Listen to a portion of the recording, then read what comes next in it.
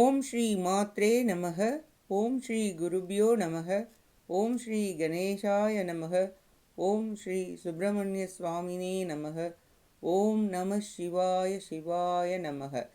திகடச் சக்கர செம்முகம் ஐந்துலான் சகடச் சக்கர தாமரை நாயகன் அகடச் சக்கர இன்மணியாவுரை விகடச் சக்கரன் மெய்பதம் போற்றுவாம்.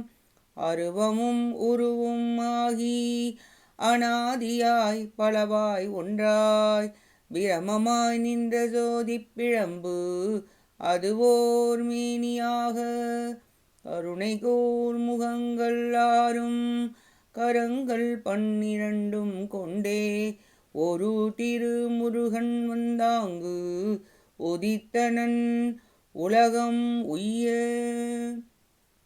அனைவருக்கும் என் அன்பான வணக்கம். கச்சியப்பர் அருளிய கந்தபுராணத்தில் இன்று ததீசி உத்தர படலத்தின் தொடர்ச்சி 995வது பாடலிலிருந்து பார்ப்போம். சிவபெருமான் காளையை அறவிடை வாகனமாக கொள்ளல். போற்றலார் தம்புரம் அடுபுங்கவன் வேற்று உருகொள் வியனருள் தன்மையை சாட்டினாம் இனி தன்னிகர் இல்லதோர் ஏற்றின் மேல் வரும் தன்மை அம்புவாம். பகைவர்களின் முப்புறங்களை எரித்து அழித்த சிவபெருமான் வேற்று வடிவமாகிய முதிய அந்தணர் வடிவம் கொண்டு வியக்கத்தக்க மரக்கருணையையும் அறக்கருணையையும் செய்த செயலினை சொன்னோம். இனி தனக்கு ஒப்பில்லாத இடப வாகனத்தின் மேல் வரும் சிறப்பினை கூறுவோம். இன்ன 4 உகத்து எல்லை ஈராயிரம் மண்ணுகின்றதோர் வைகள் அவ்வைகள்தான் துண்ணு 30 தொக்கதோர் திங்களாம் அன்னது 6 வரும் ஆண்டரோ. பிரமனுக்கு உலகத்தினரால் வழங்கப்படும் 4 யுகங்கள் சேர்ந்தது ஒரு சதுர்யுகம். 2000 சதுர்யுகம் சேர்ந்தது ஒரு நாள். அவ்வாறான நாள்கள் 30 சேர்ந்தது ஒரு மாதம். அத்தகைய மாதங்கள் 12 கொண்டது ஒரு வருடமாகும். ஆண்டு 100 சென்றாலயற்கு ஆயவும் மாண்டு போமது மார்க்கு ஒரு வைகளாம் ஈண்டு நூல்கள் எல்லாம் இவை கூறுமால் காண்டியால் இவை கற்றுணர் பேதை நீ. அந்த ஆண்டுகள் 100 முடிந்தால் பிரமனுக்கு ஆயுட்காலம் முடிய இறந்து போவான். அந்த பிரமனின் ஓர் ஆயுட்காலம் திருமாலின் ஒரு நாள் ஆகும். இவ்வாறே நூல்கள் அனைத்தும் இவ்வுலகில் கூறும் என்பதனை கற்றுணர்ந்த அறிவிலியாக தக்கனே நீ உணர்வாயாக. ஆய தன்மையில் அச்சுதற்கு ஆயவும் மாயும் எல்லையில் மண்ணுயர் யாவையும் தேயும் அண்டம் சிதைந்திடும் எங்கனம் பாயிருங் கனலே பறந்து உண்ணுமால். அத்தகைய தன்மையில் திருமாலுக்கு ஆயுட்காலம் முடிந்து இறந்து போகும் சமயத்தில் நிலைபெற்ற உயிர்கள் அனைத்தும் அழியும், அண்டங்கள் எல்லாம் சிதையும், எங்கும் மிகுதியான தீ பரவி அவ்விடங்களில் விழுங்கிவிடும். ஆன காலை அகிலமும் ஈமமாய் தூணலம் கொடு தோன்று அச்சூழலில் தானுலாவி தனி நடம் செய்திடு ஞான நாயகன் நாயகி காணவே. அப்பொழுது எல்லா உலகங்களும் மயானமாய் தூய்மையும் பயனுமுடையதாய் விளங்க காணப்படும். அத்தகு சூழ்நிலையில் அறிவே வடிவமாக கொண்ட சிவபெருமான் தாம் ஒருவரே ஒப்பற்ற நடனத்தை தன் தேவியாகிய உமையம்மை காண ஆடி உலவுவார். பெருகு தேயு பிரளயம் மன்னதில் தருமம் யாவினுக்கும் தனி தெய்வதம் பெருவியாம் இவன் வீடுது மேலினி புரிவது ஏதெனப் புந்தியில் சூழ்ந்ததே. எங்கும் பெருகியுள்ள அக்னி பிரளயத்தில் அனைவருக்கும் பொதுவான ஒப்பற்ற தரும தெய்வமே அஞ்சி நாம் பிரளயத்தில் அழிவோம், இனி செய்ய வேண்டியது என்ன என மனத்தில் நினைத்தது. ஆருலாம் சடை அண்ணலை சேர்வனேன் ஈரிலாது என்றும் உற்றிடுவேனென தேரியே அற தெய்வதம் செங்கண்ணான் ஏறதாய் ஓர் எழில் உரு கொண்டதே. கங்கை ஆற்றினை தன் சடைமுடியில் அணிந்துள்ள சிவபெருமானை அடைக்கலம் அடைந்தால் என்றும் அழிவில்லாது இருந்திடுவேன் என எண்ணி தெளிவு கொண்ட அறதெய்வம் சிவந்த கண்களை உடைய பசு இனம் சார்ந்த இடபமாய் ஒப்பற்ற அழகிய வடிவம் கொண்டது. ஏற்றின் மேனி கொண்டு ஈசன் முன் ஏகியே போற்றியான் இன்று பொன்றிடும் தன்மையை மாற்றி ஆற்றல் வழங்கி நிற்கு ஊதியாம் பேற்றை ஏற்கு பிரான் அருள் என்னவே. காளையின் உடல் கொண்டு அறதெய்வம் சிவபெருமான் முன்பு சென்று துதித்தது, நான் இன்று அழியும் தன்மையை நீக்கி வலிமையை தந்து தங்களுக்கு வாகனமாக விளங்கும் திருவருள் பேற்றினை எம் பெருமானே எனக்கு வழங்கியருள வேண்டும் என்று வேண்டியது. இரத்தலை இன்மையும் யானமாய்த்தனை பொறுத்திடும் தன்மையும் பொருவில் வன்மையும் உரைத்திடும் அன்பும் வாழ் உணர்வும் நல்கியே அறத்தனி கடவுளுக்கு அண்ணல் கூறுவான். இரவாத இயல்பையும் வாகனமாய் தம்மை தாங்கும் பேற்றையும் ஒப்பற்ற வலிமையையும் மிகுதியான அன்பையையும் தூய்மையான அறிவையும் ஒப்பற்ற தர்ம தேவதைக்கு அளித்தருளிய சிவபெருமான் பின்வருமாறு கூறலானார். முதல் அயல் இடை கடை மொழிய நின்றிடும் சதுர்வித யுகந்தனில் தருமத்தின் திறன் இது என 4 3 2 1 பதமுறை ஊன்றியே படியில் சேரிமேல். முதல் யுகமாகிய கிருதாயுதத்திலும் அதற்கு அடுத்த யுகமாகிய திரேதாயுகத்திலும் இவ்விரண்டு யுகங்களுக்கும் கடையுகத்திற்கும் இடையேயுள்ள துவாபர யுகத்திலும் கடையுகமாகிய கலியுகத்திலும் ஆகிய 4 யுகங்களிலும் தர்மத்தின் இயல்பு இஃது என சொல்லுமாறு முறையே 4 கால்கள் 3 கால்கள் 2 கால்கள் 1 கால் ஆக யுகங்கள் தோறும் நிலத்தின் மீது ஊன்றி செல்வாயாக. இங்கு உனது இடம் தனில் யாம் எக்காலமும் நீங்களும் இருந்தனம் நீயும் வந்து நம் பாங்கரின் அடைந்தனை பறிவொடு ஊர்தியாய் தாங்குதியாரினும் தலைமை பெற்றாய்.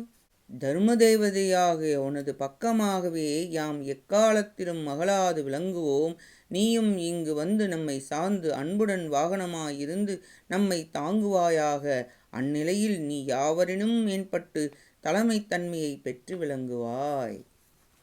என்னும் தொண்டர்கள் இயற்று பாவமும் புண்ணியமானமை புறக்கணித்துளார் பண்ணிய அறமெல்லாம் பாவமாகுமார் திண்ணம் ஈது அருமறை தானும் செப்புமே.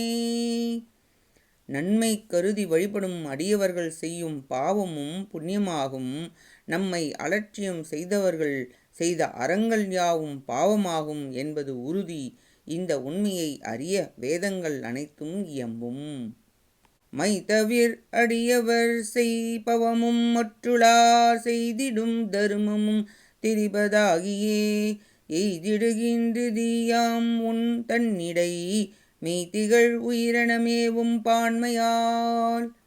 குற்றம் நீங்கி அடியவர்கள் செய்த பாவமும் மற்றவர்கள் செய்யும் அறமும் அவற்றால் விளையும் பயன் ஒன்றுக்கொண்டு மாறுபட்டதாய் அமையும். அத்தன்மையினை அவர்கள் பெறுவதற்கு காரணம் நாம் உன்னிடத்தில் உடலுடன் கூடிய உயிர் போன்று இருக்கும் தன்மையிலாகும். நின்னிடையாமுலோம் நீயும் ஊதியாய் மன்னுதி எமது பால் மற்றிது அல்லதை இன்னும் ஓர் வடிவு கொண்டு எம்மை போற்றுதி அன்னதும் உணர்க என அருளி செய்தரோ. உன்னுடன் யாம் எப்பொழுதும் இருப்போம். நீயும் வாகனமாக எம்மிடம் நிலைத்திருப்பாயாக. இது மட்டுமல்லாமல் இன்னும் வேறொரு வடிவம் கொண்டு எம்மை வழிபடுவாயாக. அதனையும் அறிவாயாக என அவ்வடிவம் பற்றி விளக்கமாக சிவபெருமான் உரைத்தருளினார். கூர்ந்த சூலக் கொடும் படைவானவன் சார்ந்து போற்றும் தருமக் கடவுளை ஊர்ந்திடும் தனி ஊதியது ஆகியே சேர்ந்திடும் படி சீரருள் செய்தனன்.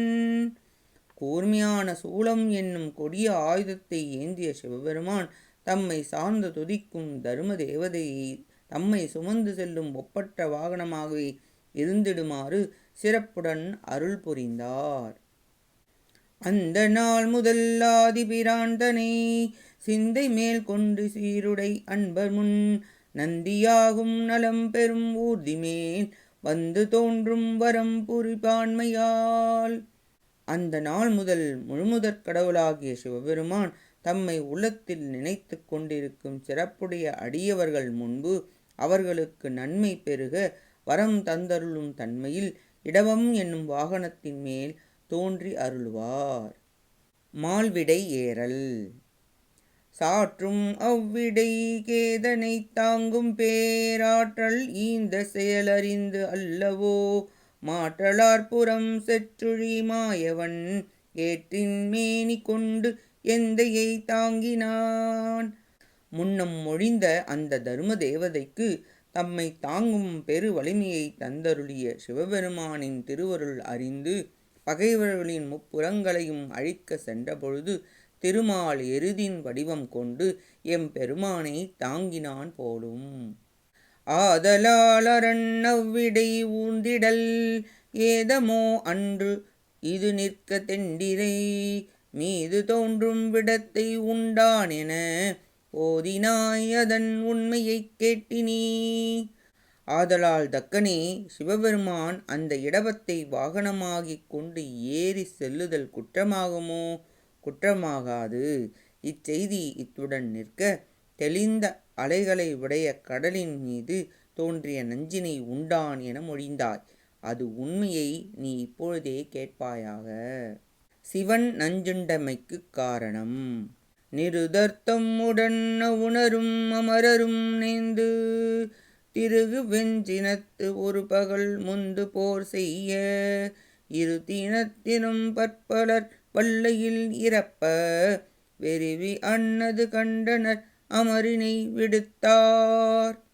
அரக்கர்களுடன் கூடிய அசுரர்களும் தேவர்களும் மாறுபட்டு கடுஞ்சினத்துடன் முன்பொரு காலத்தில் போரிட்டனர்.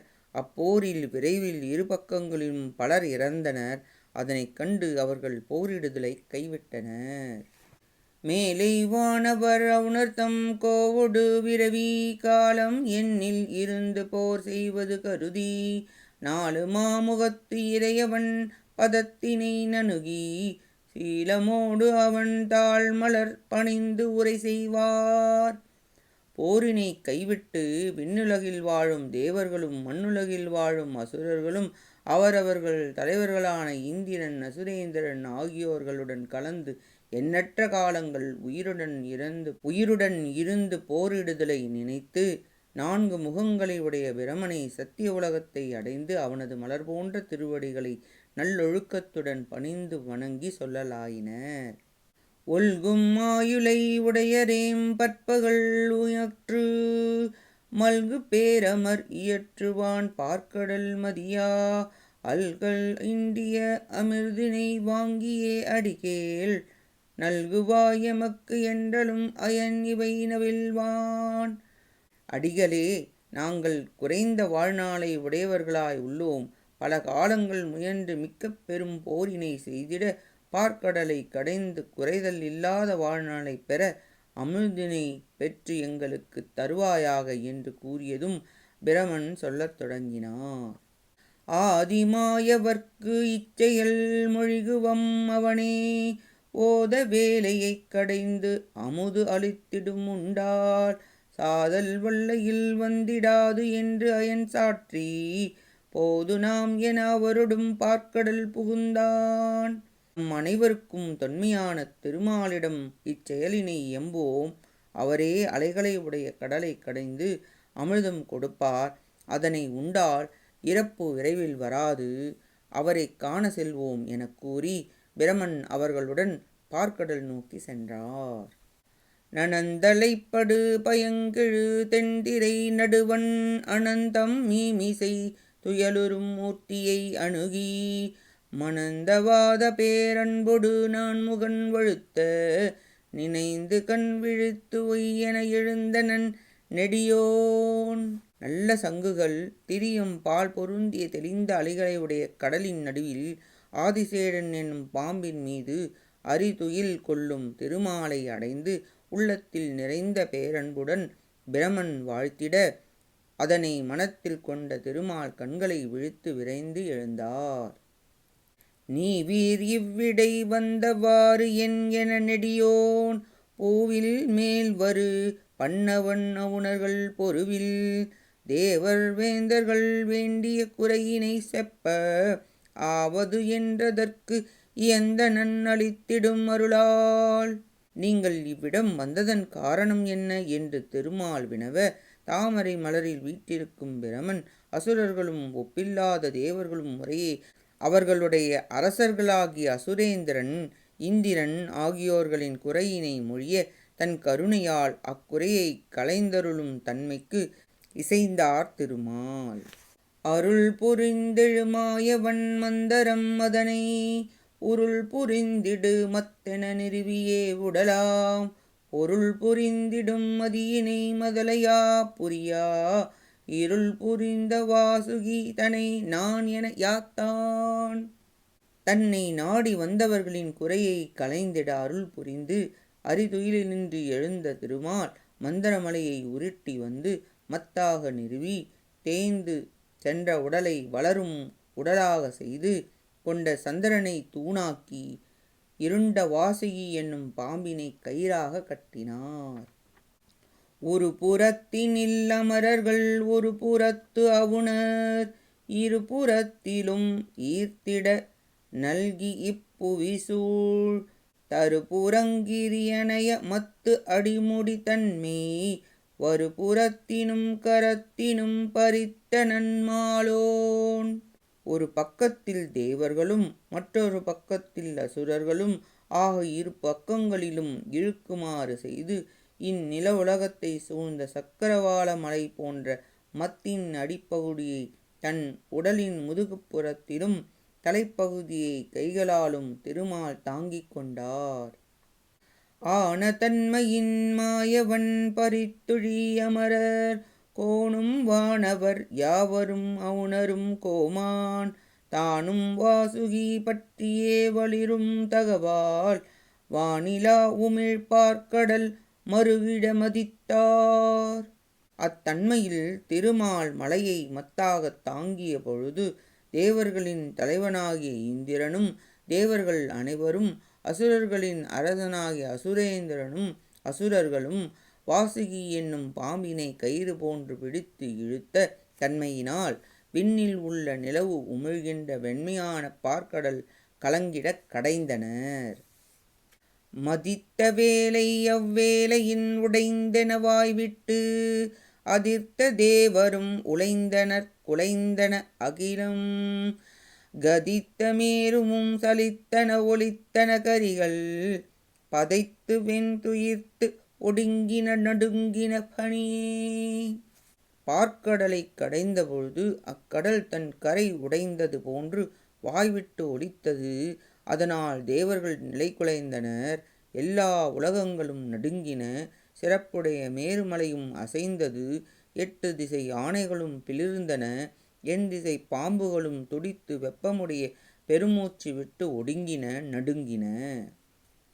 உடைந்து போவது கொல்லென அமரர்கள் ஒருங்கே தொடர்ந்த தம் பெரு வழிகொடே மந்திரம் சுழல கடைந்து வேலையை கலக்குழி ஈர்த்திடும் கயிறாய் அடைந்து வாசுகி பொறுக்கலாது அயர்ந்ததை அன்றே.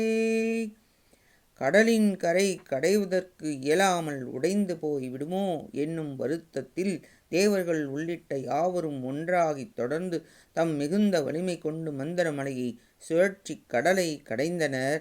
அவ்வாறு கடைந்த பொழுது இழுப்பதற்கு கயிறாய் பயன்படுத்தும் வாசுகி என்னும் பாம்பு பொறுக்க இயலாது தளர்ச்சி அடைந்தது. ஊன்று பேதுறவு எய்தியே ஆற்ற வெய்து உயிர்த்து தோன்று வெண்சினம் கொண்டு மெய் பதைத்து நா துடிப்ப ஆன்ற 1000 வாய்தொறும் ஆலகாலத்தை காண்றது அத்துணை அளக்கரும் உழ்ந்தது கடுவே.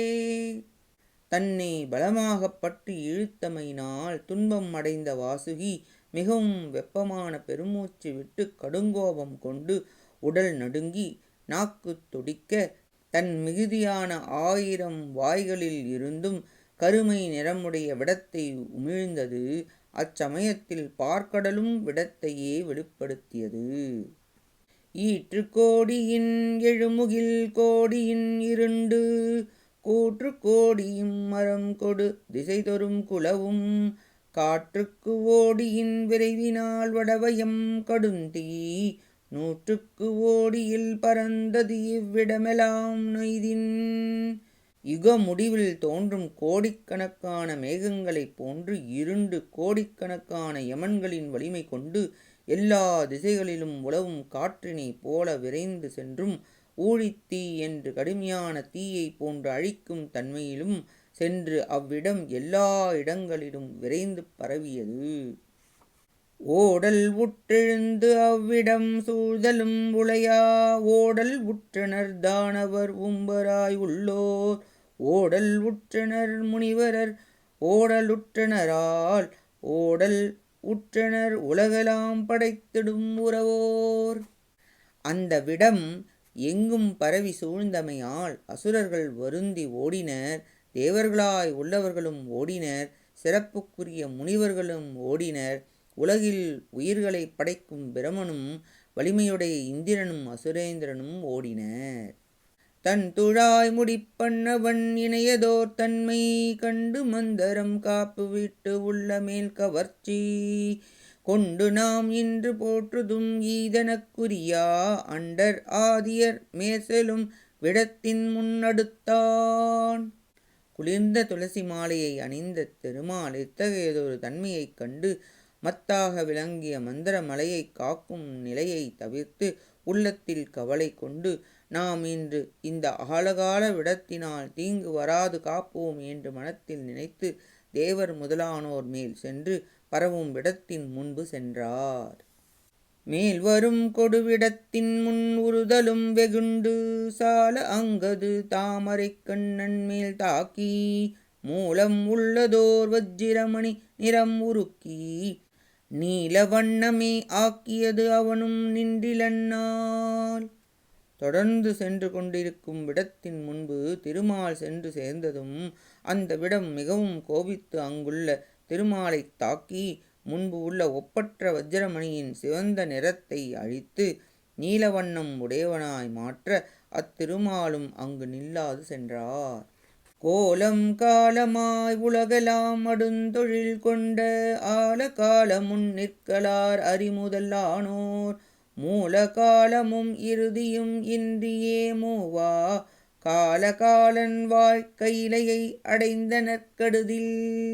ஊழிக்கால உருவம் கொண்டு உலகங்கள் அனைத்தையும் அழிக்கும் தன்மை கொண்ட ஆழகால விடத்தின் முன்பு திருமால் முதலானோர் நிற்க இயலாது தோற்றமும் முடிவும் இல்லாத அழியாத காலனுக்கும் காலனாய் விளங்கும் சிவபெருமான் வாழும் கைலை மலையை விரைவில் சென்றடைந்தனர்.